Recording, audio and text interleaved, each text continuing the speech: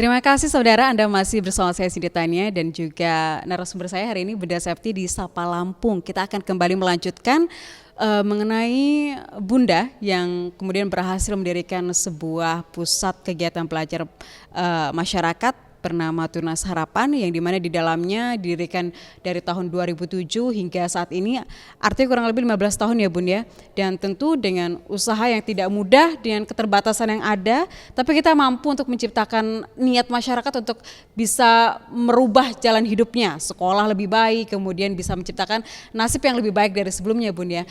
Kalau dari melihat ini sudah lumayan lama Bun, 15 tahun. Dari proses ini apa aja sih Bun yang mungkin sudah dihasilkan teman-teman yang belajar, juga pasti sudah ada yang menjadi alumni begitu Bun. Seperti apa Bunda? Teman-teman yang sudah belajar, ada yang memang sudah diterima di pemerintahan. Awalnya dia honor, sekolah dengan kita. Dan artinya ijazahnya pun terpakai ya Bun ya? Terpakai, alhamdulillah terpakai.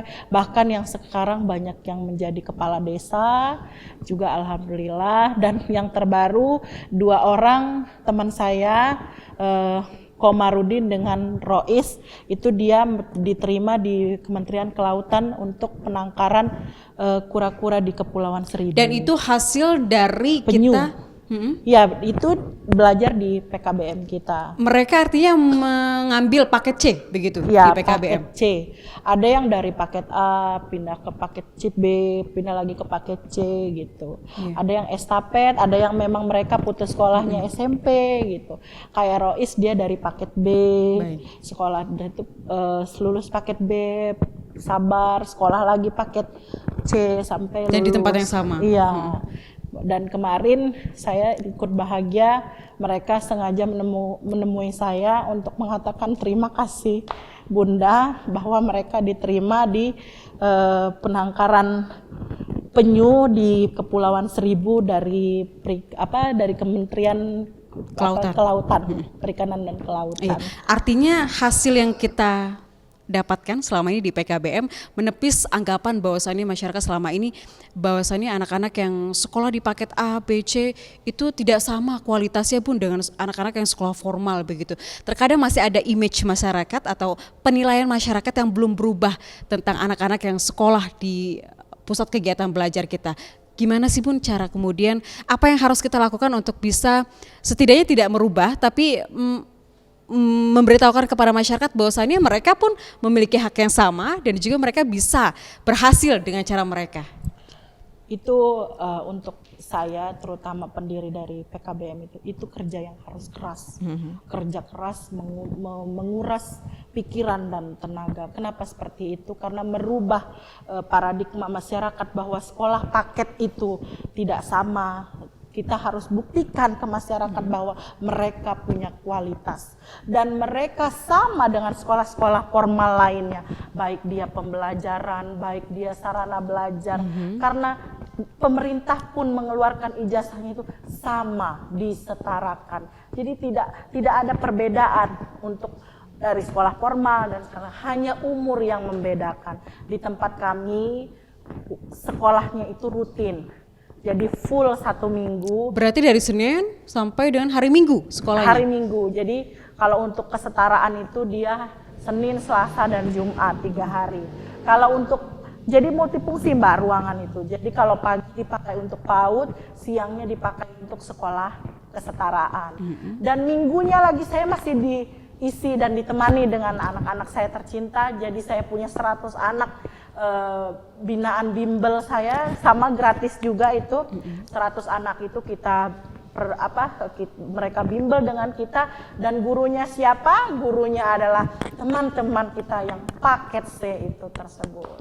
Artinya kita tetap memberdayakan. Tetap memperdayakan, dan termasuk guru PAUD-nya pun alumni dari paket C. Ya, tadi juga berbicara soal tenaga kerja di dalamnya, bahwasanya kita tidak mempekerjakan tenaga profesional, tapi justru kita memberdayakan teman-teman yang telah lulus paket C begitu. Iya. Itu gimana Bun? Iya, karena kan gini, kalau kita untuk mengambil tenaga dari luar profesional, itu, tenaga profesional tentunya biayanya mahal, terus biayanya belum sanggup untuk menggajinya. Ya, belum sanggup untuk mengeluarkan honor yang standar yang ada di Kabupaten Lampung Selatan. Tapi dengan kita perdayakan, karena mereka kan sama, kita sama sekolahnya pun, ilmunya pun sama. Jadi mereka SMA kita perdayakan, paket C kita perdayakan, kita kasih ilmu pengetahuan, kita kasih ilmu keguruan yang kita punya, karena mereka di tempat kami di PKBM bukan hanya ini Mbak, tapi sharing. Kita juga selain mereka setelah belajar, mereka sharing, kita ngobrol bareng. Nah, kita bisa temukan teman-teman kita yang ada basic untuk jadi guru, kita didik dengan caranya otodidak Mbak.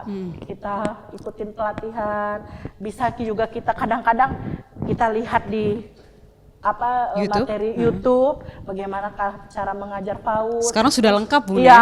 Lagu-lagu apa yang untuk kita hadirkan ke anak didik kita dengan cara tetap saya bina, tetap saya pantau. Artinya gitu. kita bisa menggali potensi dari seorang anak, seorang teman dengan cara pendekatan kekeluargaan, sharing gitu ya Bun ya. Psikologi yang kita mainkan dengan cara kita rangkul Mbak. Kita rangkul, kita hargai bahwa dia adalah teman kita, dia adalah adik kita, dia adalah saudara kita, dan setelah kita bina itu, ayo kita gandeng tangan, kita maju ke depan.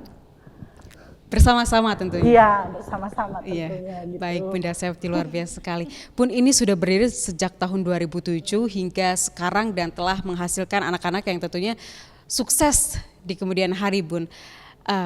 Apa sih Bun kemudian mimpi apa yang ingin kita terus lakukan di kemudian hari, atau kita akan menambah gurunya, atau kita akan memperluas fasilitasnya, atau kita lebih lagi akan merangkul teman-teman di luar sana yang belum ada kesempatan untuk mendapatkan pendidikan yang sama. Apalagi Bun target ke depannya untuk PKBM Tunas Harapan?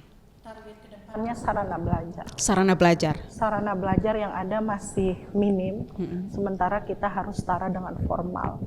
Itu pertama. Terus kedua, saya ingin ini yang saya lakukan ini adalah ingin terus-menerus saya kerjakan, karena ini adalah rasa cinta saya yang ada di PKBM ini. Saya ingin terus mereka menjadi keluarga saya ingin terus bagaimana caranya saya bergandengan tangan selalu dengan mereka, bahwa saya tidak ada kemampuan untuk apa yang saya lakukan ke negara ini, hanya itu saja hal yang sederhana yang bisa saya lakukan.